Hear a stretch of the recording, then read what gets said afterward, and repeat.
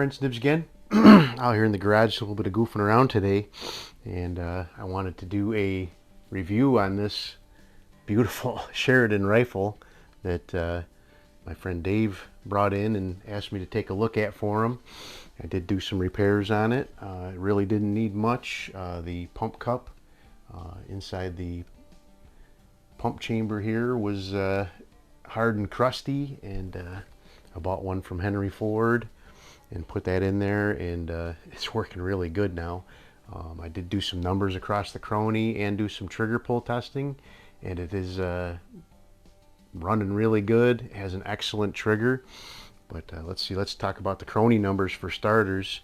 I did I did several shots, but I just took a screen capture here of only 2 shots, but they're very representative of what I saw when I was doing the testing without recording them. The first one is 582, the first shot that I recorded there, and that one was with 5 pumps. So I was using these H&N Field Trophy targets. They are weighing in at about 12 grains with my scale. It says 11.4 on the box, but they're weighing in at about 12 grains with my reloading scale. I trust that a lot more than the front of the box. And the second shot was actually with 8 pumps, which I think is the maximum you're supposed to do on these. It was a lot of work to even get up to 8 pumps. This thing is definitely very reminiscent of other Benjamin and Sheridan guns that I've played around with in the past, and it takes a man-sized pump once you get up to those higher numbers and stuff. So, but that one was doing 683 feet per second with a 20 grain pellet. So what we have here, I guess I didn't even say it, is a Sheridan Blue Streak, and this particular one, based on several features that I've noted looking online and stuff, it was made between 1968 and 1971. And so a couple of the features that I saw was, the first one is it has the flip safety, and when they started doing that in 1961, so it's after that, the next feature that I found was these flat spots on top of the receiver here are don't have grooves milled into them. They're just smooth now, and they stopped doing that grooved feature in 1968. And then the final one that brought me to the date range that I have for it is there's no serial number on this gun at all, so they started doing serial numbers in 1971. So it's definitely made between 1968 and 1971. The other kind of really neat feature with this one, you don't see that very often, is it has the factory optional Williams peep sight, which would also mean that it would have no barrel sight. That would be deleted. But I've done some shots off of camera, and it is a great shooting gun. This one's on loan to the channel briefly for repair and review from my friend Dave at the gun club, and I'm going to have to find me one of these. So, but really nice gun.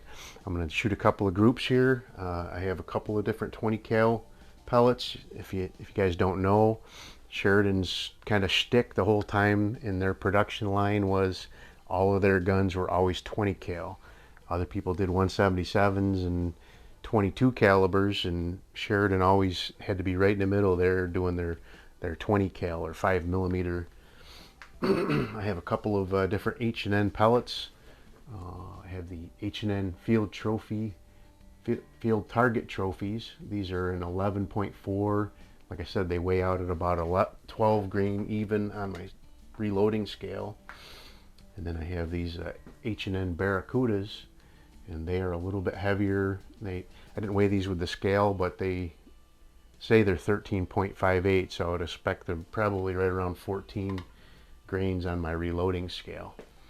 But I'm going to do a group of each at my target across the garage here, using the little tiny bullseyes. So I'm only shooting 21 feet across the garage, but if you take that little bullseye and kind of extrapolate it out to shooting maybe 15 yards or 20 yards at a 4-inch target, you can kind of get your idea of how good of a group you might have, you know, further out by shooting at that little bullseye. So some people say I'm not really proving anything shooting at 21 feet, but when you're shooting at a bullseye that's only 1.25 inches in diameter and hitting that reliably, I think you're doing pretty good. So I'm going to pump it up 4 times. That's more than enough power for shooting across the garage here. And let's see what we can do.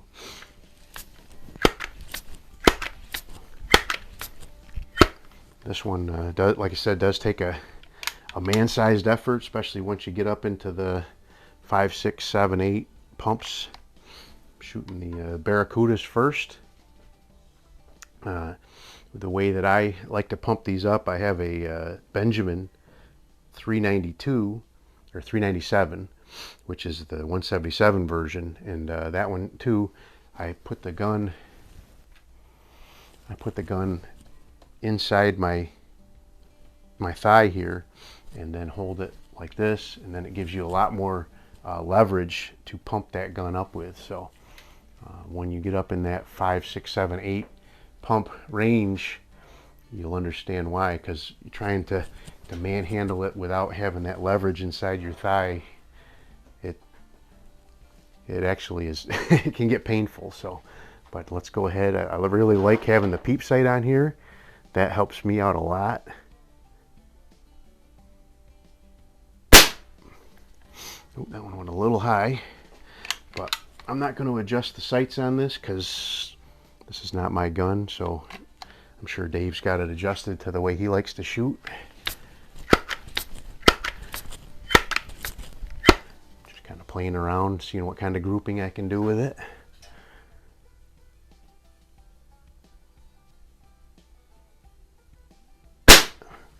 Also shooting, he doesn't have any kind of coloring on the front sight post here, so me shooting at that black bullseye with a black front sight post is not the optimal sighting arrangement too. So I'm not making excuses, just letting you guys know what I'm up against here. May have to do a head-to-head challenge with this against my 397 before I take it back to Dave.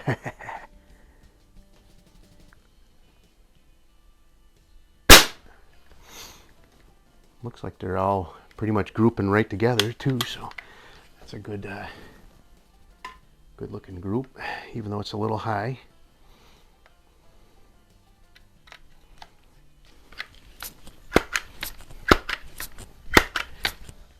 I would expect, so 5 pumps was 582, so I would expect 4 pumps probably to be in the 500 foot per second range.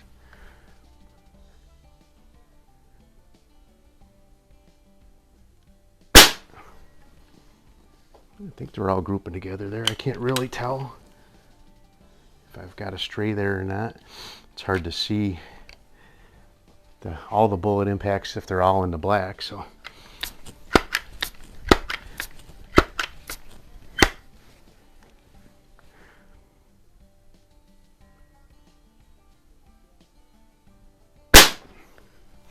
that one went a little bit higher. So, but looks like a pretty good looking group. Let me so those are the heavier pellets. Let me break out some of these the field target trophies, and we'll go ahead and see what that guy can do.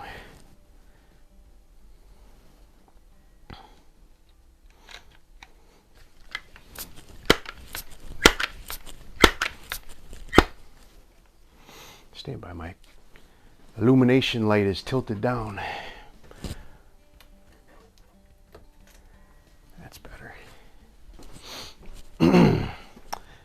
That's better. A little bit better light.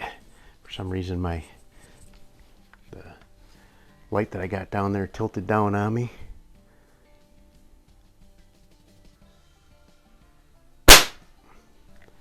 Alrighty. Sounded like that was moving a little bit heavier.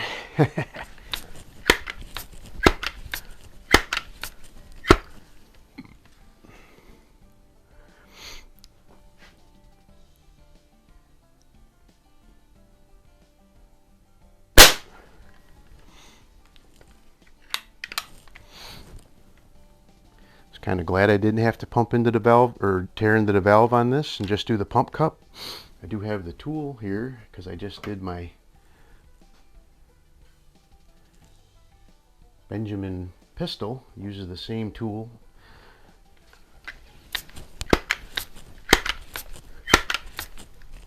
To remove the valve and the valve nut.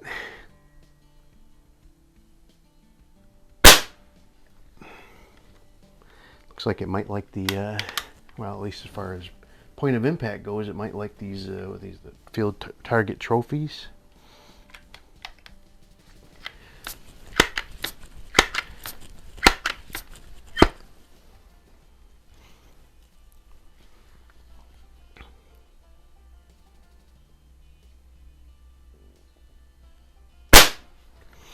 Yep, it's a good looking group. I never did talk about the, we'll talk about it when I get done here, but never did talk about the trigger. The trigger on this thing is phenomenal.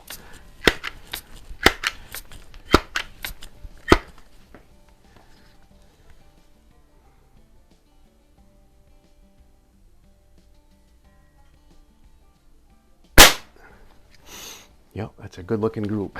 Let me, I'll go grab that target and we'll take a look at that, talk about the trigger, and we'll wrap this up. So stand by. Alrighty. So actually, both of those were actually really good groups. The the first one's the Barracudas, hitting a little high.